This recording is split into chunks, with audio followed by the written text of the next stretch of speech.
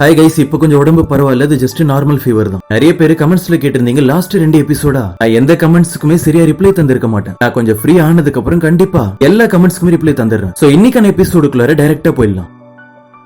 வீட்டுக்கு போன உடனே உங்களுடைய திங்ஸ் எல்லாம் எடுத்து அரேஞ்ச் பண்ணிட்டு இருக்கும்போது குவே ரொம்ப வருஷத்துக்கு முன்னாடி நான் ஒரு பர்ஸை மிஸ் பண்ணிட்டேன். நான் ஸ்டே பண்ணிருந்த அந்த ஹாஸ்டல்ல அந்த பர்ஸும் அதுல இருக்கிற பணமும் ரொம்ப வருஷத்துக்கு அப்புறம் மறுபடியும் எனக்கு இப்பதான் கிடைச்சிருக்கு. நம்ம 2 பேருமே அந்த பணத்தை எடுத்துட்டு போயிட்டு வீட்டுக்கு தேவையான திங்ஸ் ஏதாவது வாங்கலாமான்னு சொல்லி கேட்கும்போது ஹீரோ வழக்கம் போல வேணான்னு தான் சொல்ல வராரு. ஆனா நம்ம சீட்டு எப்படியோ பேசி ஹீரோவை சம்மதிக்க வச்சிடறாங்க. அதுக்கப்புறம் இவங்க 2 பேருமே வீட்டுக்கு தேவையான திங்ஸ் எல்லாம் வாங்குறதுக்காக ஒரு பெரிய ஷாப்பிங் மாலுக்கும் போறாங்க. அந்த இடத்துல நம்ம சீட்டு வீட்டுக்கு தேவையான நிறைய விஷயங்களை வாங்குறாங்க. ரொம்ப நேரம் ஷாப்பிங் போயிட்டு இருக்கிறதுனால நம்ம ஹீரோ ரொம்பவே டயர்ட் ஆகிடுறாரு. லேப்ல நான் எக்ஸ்பெரிமெண்ட் பண்றதை விட மால்ல இந்த மாதிரி ஷாப்பிங் எல்லாம் பண்றதுதான் ரொம்பவே கஷ்டமா இருக்கு. மைண்ட ரிலாக்ஸா வைக்கிற மாதிரி எக்ஸசைஸ் பண்றதுக்கு ஏதாவது பொருள் இருக்கான்னு சொல்லி கேட்கும்போது அங்க ஒர்க் பண்ணிட்டு இருக்கிற லேடி இந்த இடத்துல மைண்ட ஃப்ரெஷ் ஆக்குறதுக்கு ஒரு விஷயம் இருக்கு அப்படின்னு 2 பேரையும் கிளே யூஸ் பண்ணி அவங்க 2 பேருக்குமே பிடிச்ச மாதிரி ஏதாவது ஒரு பொருளை கிரியேட் பண்ண சொல்றாங்க. 2 பேருமே உட்கார்ந்து அந்த கிளே வச்சு ஏதோ ஒன்னு பண்ணிட்டு இருக்கும்போது நம்ம சீட்டுக்கு ஒரு விஷயத்தை இமேஜின் பண்ணி பாக்குறாங்க. நம்ம ஹீரோ அவங்க கூட ரொம்பவே க்ளோஸா உட்கார்ந்து அந்த கிளேவை யூஸ் பண்ணி ஏதோ ஒரு பொருள் செய்யற மாதிரி இந்த மாதிரி எல்லா விஷயத்தையும் யோசிச்சு பார்த்துட்டு சீட்டு சிரிச்சிட்டே இருக்காங்க. ரொம்ப நேரத்துக்கு அப்புறம் நம்ம ஹீரோ அவங்களுடைய நேம சொல்லி கூப்பிட்ட அப்புறம் தான் தெரியுது அவங்க இப்ப பார்த்த எல்லா விஷயமும் அவங்களுடைய இமேஜினேஷன்ல வந்தது ரியலா நடந்தது இல்ல அப்படின்னு. சோ கடைசியா அவங்க 2 பேருமே எல்லா பர்ச்சேசிங்கையும் முடிச்சிட்டு அவங்க வாங்கிட்டு வந்திருக்கிற பொருள் எல்லாம் வீட்டுக்கு போய் ஒண்ணா சேர்ந்து அரேஞ்ச் பண்ண ஆரம்பிக்கிறாங்க. நிறைய விஷயத்துல நம்ம சீட்டுக்கு ஹீரோ தான் ஹெல்ப் பண்றாரு. ஒரு வழியா ரொம்ப நேரத்துக்கு அப்புறம் எல்லாத்தையுமே அரேஞ்ச் பண்ணி முடிச்சிட்டு 2 பேருமே ரொம்பவே டயர்டா இருக்கிறதுனால ஒரே பெட்ல சாஞ்சி படுத்துட்டு இருக்காங்க. 2 பேருடைய ஃபேஸையும் ஒருத்தர் மாத்தி ஒருத்தர் பார்த்துட்டே இருக்காங்க. இப்படி எல்லாம் நடந்துட்டே இருக்கும்போது சீட்டு வேக வேகமா சரி குவே நீ இங்கே ரெஸ்ட் எடுத்துட்டு நான் ஃப்ரெஷ் ஆக போறேன் அப்படின்னு சொல்லிட்டு நம்ம ஹீரோ கிட்ட இருந்து எஸ்கேப் ஆகி நேரா வாஷிங் மிஷின்ல போய் அவனுடைய திங்ஸ் எல்லாம் போட்டு வாஷ் பண்ணி முடிச்சிடுறாங்க. கொஞ்ச நேரத்துக்கு அப்புறம் நம்ம ஹீரோ கிட்ட வந்து குவே நீ உன்னுடைய ரூம்ல ரெஸ்ட் எடு, நான் ஹால்ல இருக்கிற சோஃபால படுத்துக்கிறேன் அப்படின்னு சொல்லிட்டு நேரா ஹால்ல போய் சோஃபால படுத்து ரெஸ்ட் எடுக்க ஆரம்பிக்கிறாங்க. ஆனா ரூம்ல இருக்கிற நம்ம ஹீரோக்கு தூக்கமே வரல. கொஞ்ச நேரத்துக்கு அப்புறம் சீட்டுன்னு சொல்லி கத்திட்டே வரும்போது சீட்டு பயந்துடுறாங்க. ஏன்னா அப்பதான் அவங்க ரொம்பவே இன்ட்ரெஸ்டா பட்ஸ் யூஸ் பண்ணிட்டு இருப்பாங்க. பதட்டத்துல சீட்டோட காதுல வேற அடிபட்டுருது. எதுக்கு இப்படி வந்து பயமுறுத்துற, மொல்லமா என்னுடைய பேர் சொல்லி கூப்பிட வேண்டியது தானே, இப்போ ஒன்னாலதான் என்னுடைய காது வலிச்சிட்டு இருக்கு அப்படின்னு ஹீரோ கிட்ட சொன்ன உடனே அவரும் சரி உன்னுடைய காதை காட்டி ஏதாவது பிளட் வருதான்னு சொல்லி செக் பண்ணி பார்க்கலாம். நம்ம சீட்டுக்கு பக்கத்துல உட்காந்து உங்களுக்கு அடிபட்டு இருக்கா இல்லையான்னு சொல்லி செக் பண்ணி பார்த்துட்டு இருக்காரு. அவரும் செக் பண்ணி பார்த்துட்டு அதெல்லாம் ஒன்னும் அடிப்படல. சீட்டு நீ போய் ரூம்ல ரெஸ்ட் எடு, நான் இங்க இருக்கிற சோஃபால படுத்து தூங்குறேன் அப்படின்னு நம்ம ஹீரோ சொன்ன உடனே அவங்கள ரூம்ல போய் படுத்து தூங்க ஆரம்பிக்கிறாங்க. ஆனா அவங்கள தூங்க விடாத மாதிரி வெளியே இருக்கிற நம்ம ஹீரோ சத்தம் போட்டுட்டே இருக்காரு. இந்த குவே அப்படி என்னதான் பண்ணிட்டு இருக்கான்னு சொல்லி அவங்களும் வந்து செக் பண்ணி பார்க்கும்போதுதான் பாதி தூக்கத்துல கையில ஏதோ ஒன்னு வச்சுக்கிட்டு டேபிள்ல தட்டிட்டு இருக்காரு. குவே நீ ஏன் இப்படி பண்ற, உனக்கு என்னாச்சுன்னு சொல்லி கேட்கும்போது அவரும் சீட்டு உனக்கே தெரியும் எனக்கு என்னுடைய ரூம்ல படுத்து தூங்கினாதான் தூக்கம் வரும். ஆனா இப்ப நீ உன்னுடைய பெட்ஷீட் பில்லோன்னு சொல்லி எல்லாத்தையுமே வாஷ் பண்ணிட்டேன், இப்ப அது ஒன்னும் பிரச்சனை இல்ல, நம்ம ஒரே ரூம்ல ஸ்டே பண்ணலாம்னு சொல்லி உங்க 2 பேருமே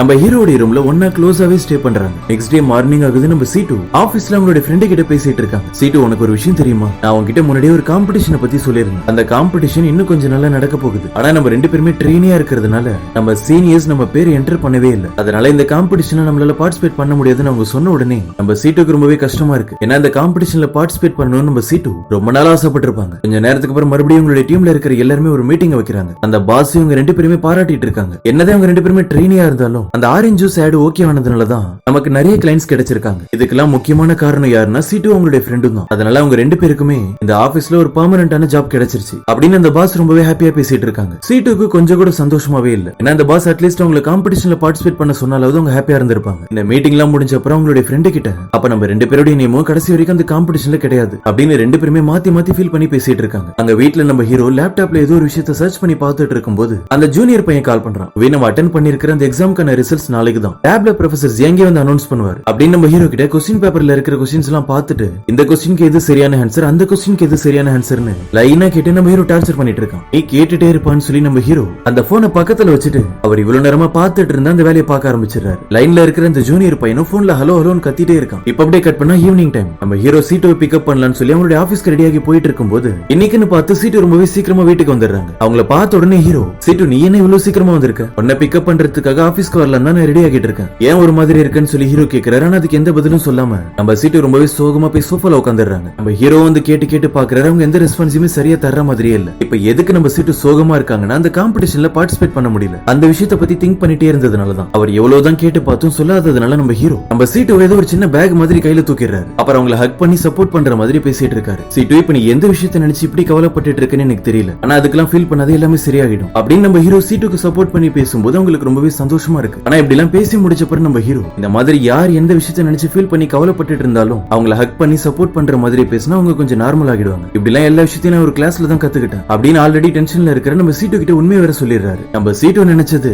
அவங்களுக்கு ஏதோ ஒரு பிரச்சனைன்னு தெரிஞ்ச உடனே நம்ம ஹீரோ வந்து ஹக் பண்ற மாதிரி பேசி இருப்பாரு. அது அவருக்கு ஆட்டோமேட்டிக்கா தோணுதுன்னு நினைச்சிருப்பாங்க. ஆனா கடைசியில அந்த விஷயத்தையும் ஒரு கிளாஸ்ல தான் கத்துக்கிட்டு இருக்காரு. உடனே நம்ம ஹீரோ தள்ளிட்டு அந்த இடத்துல இருந்து கீழே இறங்கி குவேன் அவன் மேல ரொம்பவே கோவமா இருக்கு, என்கிட்ட இனிமே பேசாதன்னு சொல்லிட்டு அவங்களுடைய ரூமுக்கு போறாங்க. இங்க நம்ம ஹீரோக்கு அடுத்தடுத்து என்னதான் நடந்துட்டு இருக்குன்னு ஒரு ஐடியாவும் இல்ல. சீட்டு இப்ப நீ எதுக்காக என் மேல கோச்சிட்டு போற, நான் அப்படி என்ன பண்ணிட்டேன்னு சொல்லி அவங்கள ஃபாலோ பண்ணி போயிட்டு இருக்காரு. அந்த ரூமோட டோரை நம்ம சீட்டு ஓபன் பண்றதுக்காக ட்ரை பண்றாங்க. ஆனா நம்ம ஹீரோ அதை க்ளோஸ் பண்றதுக்காக ட்ரை பண்றாரு. இப்படி எல்லாம் அவங்க ரெண்டு பேருமே ஆப்போசிட்டா பண்ணிட்டு இருந்ததுனால ஸ்லிப் ஆகி சீட்டு மேலேயே நம்ம ஹீரோ போய் விழுந்துடுறாரு. இப்படி எல்லாம் தொடர்ந்து நம்ம ஹீரோ பண்ணிட்டு இருக்கிறத பார்த்துட்டு சீட்டு ரொம்பவே டென்ஷன் ஆகிட்டு அவருக்கு நேருக்கு நேரா நின்னு பேச முடியலன்னு சொல்லி பக்கத்துல இருக்கக்கூடிய சேர்ல ஏறி நின்னு பேச ஆரம்பிக்கிறாங்க. குவேன் இப்பெல்லாம் என்கிட்ட நடந்துக்கிற விதமே சரியில்லை, அவங்க கிட்ட எந்த விஷயத்துக்காக சண்டை போறன்னு கூட உன்னால கண்டுபிடிக்க முடியல அப்படின்னு நம்ம சீட்டு சண்டை போட ஆரம்பிச்சாங்க. இதெல்லாம் கேட்கிற ஹீரோ பதிலுக்கு அவரும் 2 பாயிண்ட் பேசிட்டு சீட்டு உண்மையாவே நான் உன் மேல ஸ்லிப் ஆகி தான் விழுந்தேன், நான் அது ஒண்ணும் வேணும்னு பண்ணல, நீ என்ன தப்பா புரிஞ்சுக்கிட்ட, இனிமே நானும் உங்ககிட்ட பேச மாட்டேன் அப்படின்னு நம்ம சீட்டு கிட்ட சொல்லிட்டு அந்த ரூமை விட்டு வெளியே போயிடுறாரு. நம்ம ஹீரோ அந்த இடத்த விட்டு போன அப்புறம் சீட்டு நம்ம ஹீரோ அந்த இடத்துல இல்லன்ற ஒரு தைரியத்துல அவர் மேல இருக்கிற கோவத்துல காலால எட்டி உதச்சிட்டு இருக்காங்க. குவே இதுக்கு பிறகு என்னோட ரூமுக்கு நீ வந்துடாத அப்படின்னு சொல்லிட்டு இப்ப அப்படியே கட் பண்ணா காலேஜ்ல அந்த வேங்க தனியா மீட் பண்ணி நம்ம ஃபூபே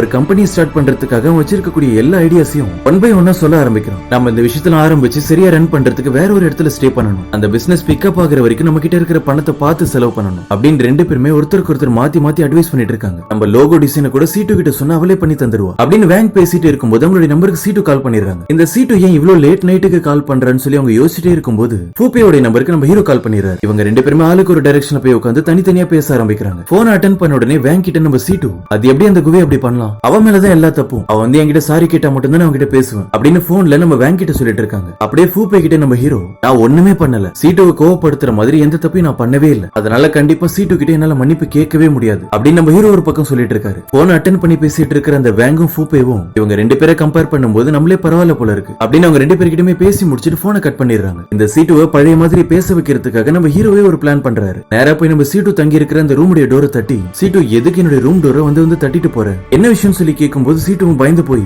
நான் தட்டவே இல்ல, நீ உண்மையாதான் சொல்றியா, அந்த மாதிரி எந்த சத்தமும் எனக்கு கேட்கல, இந்த வீட்டுல வேற நம்ம ரெண்டு பேர் மட்டும் தான் இருக்கும், நீ சொல்ற விஷயத்தை கேட்டா எனக்கு ரொம்பவே பயமா இருக்கு அப்படின்னு பயந்து போய் நம்ம ஹீரோ கூட வந்து ஹால்ல இருக்கிற சோஃபால அவர் கூட உட்கார்ந்துறாங்க. கரெக்டா அப்பன்னு பார்த்து நம்ம ஹீரோ டிவில ஹாரர் மூவியை போட்டு விட்டு சீட்டை இன்னும் பயமுறுத்தி விட்டுறாரு. இப்படி எல்லாம் நடந்த உடனே சீட்டுவும் பயந்து போய் அழ ஆரம்பிச்சிடறாங்க. அவங்க இப்படி ஃபீல் பண்ணி அழறத பார்த்த உடனே நம்ம ஹீரோ சீட்டு நான் சும்மா விளையாட்டுக்கு தான் பண்ணேன், இந்த வீட்டுல நீ பயப்படுற மாதிரி பேயெல்லாம் ஒண்ணும் இல்ல, நான் தான் வேணும்னு என்னுடைய ரூம் டோரை தட்டினேன், நீ பயப்படாத, இந்த வீட்டுல நம்ம ரெண்டு பேர் மட்டும் தான் இருக்கும் அப்படின்னு நம்ம சீட்டு சமாதானப்படுத்துறதுக்காக ட்ரை பண்றாரு. ஆனா அவங்க அழுதுட்டு இருக்கிறத நிறுத்துற மாதிரியே இல்ல. சீட்டு சரி நான் அழ வச்சதுக்கு நீ எனக்கு பனிஷ்மெண்ட் கொடுத்துரு, உனக்கு என்ன தோணுதோ பண்ணுன்னு சொல்லி நம்ம ஹீரோ அவருடைய கையை சீட்டு முன்னாடி நீட்டுறாரு. நம்ம ஹீரோ பண்ண வேலைக்கு அவர் மேல இருக்கிற கடுப்புல சீட்டு அவருடைய கையை பிடிச்சு கடிச்சு வச்சிடறாங்க. நம்ம ஹீரோ அவருடைய மனசுக்குள்ளார இந்த சீட்டு கிட்ட நம்ம சும்மா தானே சொன்னோம், இப்ப என்ன உண்மையா நம்ம கையை கடிச்சிட்டு இருக்கான்னு சொல்லி யோசிச்சுட்டு இருக்காரு. கொஞ்ச நேரத்துக்கு அப்புறம் இந்த கலவரம் எல்லாம் முடிஞ்சு ரெண்டு பேரும் ஒரு வழியா சமாதானம் ஆகிடுறாங்க. சீட்டுவை ஹக் பண்ணிட்டு நம்ம ஹீரோ அவங்க கிட்ட பேசிட்டு இருக்காரு. அம்மா நீ இதுக்காக இன்னைக்கு ஆபீஸ் முடிஞ்சு இவ்வளவு சீக்கிரமா வந்திருக்க, அது மட்டும் இல்லாம நீ ஏதோ ஒரு விஷயத்தை நினைச்சு கவலைப்பட்டே இருக்க, அது என்ன விஷயம் நீ சொல்ல போறியா இல்லையான்னு சொல்லி கேட்கும்போது நம்ம சீட்டும் சொல்லிடுறாங்க. நடக்க போற அந்த காம்படிஷன்ல நம்ம சீட்டோட நேம் இல்ல,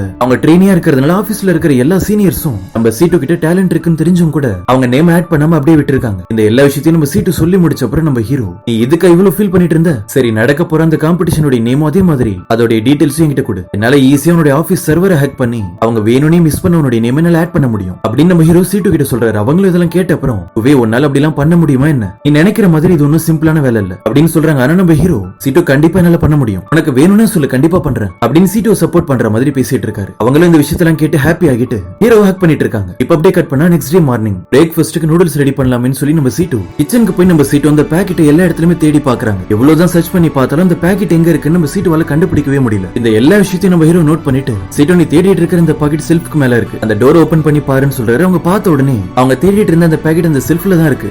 இந்த பாக்கெட் நான் இங்க வைக்கவே இல்ல, அப்புறம் எப்படி இது இங்க வந்திருக்கும் அப்படின்னு கேட்ட உடனே நம்ம ஹீரோ சொல்றாரு நேத்து நான் தான் அந்த செல்ஃப்ல அதை வச்சேன், ஏன்னா உனக்கு எனக்கு சண்டை போயிட்டு இருந்தது, அது மட்டும் இல்லாம நீ கண்டிப்பா இதை தேடி இந்த இடத்துக்கு வருவேன்னு தெரியும், அதனாலதான் இதை மறைச்சு வச்சு உன்னை அலைய விடலான்னு பார்த்தேன் அப்படின்னு நம்ம சீட்டோ பார்த்து காமெடியான ஒரு ஃபேஸ் ரியாக்ஷனை கொடுத்துட்டு அந்த இடத்த விட்டு நம்ம ஹீரோ போயிடுறாரு. நம்ம ஹீரோ இப்படி எல்லாம் பண்றதுனால சீட்டுக்கு ரொம்பவே ஹாப்பியா இருக்கு. அவங்களும் நேத்து நடந்த எல்லா விஷயத்தையும் யோசிச்சு பார்த்துட்டு சிரிச்சிட்டு இருக்காங்க. இப்ப அப்படியே கட் பண்ணா கொஞ்ச நேரத்துக்கு அப்புறம் நம்ம ஹீரோ அந்த எக்ஸாம் ரிசல்ட்ஸ் எல்லாம் தெரிஞ்சுக்கிறதுக்காக லேபுக்கு வந்திருக்காரு. இப்ப நடந்த அந்த எக்ஸாம்ல நிறைய மார்க்ஸ் வாங்கி யாரு தான் செலக்ட் ஆகியிருக்கா, நம்ம ஹீரோவாயில் அந்த ஜூனியர் பையனான்னு சொல்லி ரிசல்ட் அனௌன்ஸ் பண்றதுக்காக அந்த சீனியர் பொண்ணு அப்புறம் நம்ம ஜின் கடைசியா ப்ரொஃபசர் ஜியாங் இவங்க மூணு பேருமே வந்த அப்புறம் ப்ரொஃபசர் ஜியாங்கும் பேச ஆரம்பிக்கிறாரு. நடந்த அந்த எக்ஸாம்ல ரெண்டு பேருமே நல்ல மார்க்ஸ் தான் வாங்கிருக்கீங்க, ஆனா கம்பேர் பண்ணி பார்க்கும்போது அதுல குவே தான் ஹையஸ்ட் மார்க் எடுத்திருக்கான். சோ குவே தான் அந்த அப்ராட்ல இருக்கக்கூடிய அந்த யூனிவர்சிட்டிக்கு போறதுக்காக செலக்ட் ஆகியிருக்கான் அப்படின்னு ப்ரொஃபசர் ஜியாங் சொன்ன உடனே ஜூனியர் பையனும் புலம்ப ஆரம்பிச்சிடறான். அது எப்படி நடக்கும், எனக்கு நல்லா தெரியும், நானும் அந்த எக்ஸாம் நல்லா அட்டென்ட் பண்ணிருக்கேன் அப்படின்னு அவன் ஒரு பக்கம் ஃபீல் பண்ணி பேசிட்டு இருக்கான். ப்ரொஃபசர் ஜியாங்கும் போய் அந்த ஜூனியர் பையனை சமாதானப்படுத்திட்டு இருக்காரு. இந்த எக்ஸாம்ல நீ செலக்ட் ஆகலன்னு கவலைப்படாத, கண்டிப்பா அடுத்து நிறைய எக்ஸாம்ஸ் இருக்கு, அதனால ஃபீல் பண்ணாதன்னு சொல்லி அவங்ககிட்ட ஒரு வழியா பேசி முடிச்சிடுறாரு. சோ இன்னைக்கான எபிசோட் இதோட முடியுது. இந்த எபிசோட் கண்டிப்பா உங்களுக்கு பிடிச்சிருக்கும் நம்புறேன். பிடிச்சா உங்க ஃப்ரெண்ட்ஸுக்கு ஷேர் பண்ணுங்க. சோ நெக்ஸ்ட் எபிசோட்ல வந்து உங்களை மீட் பண்றேன்.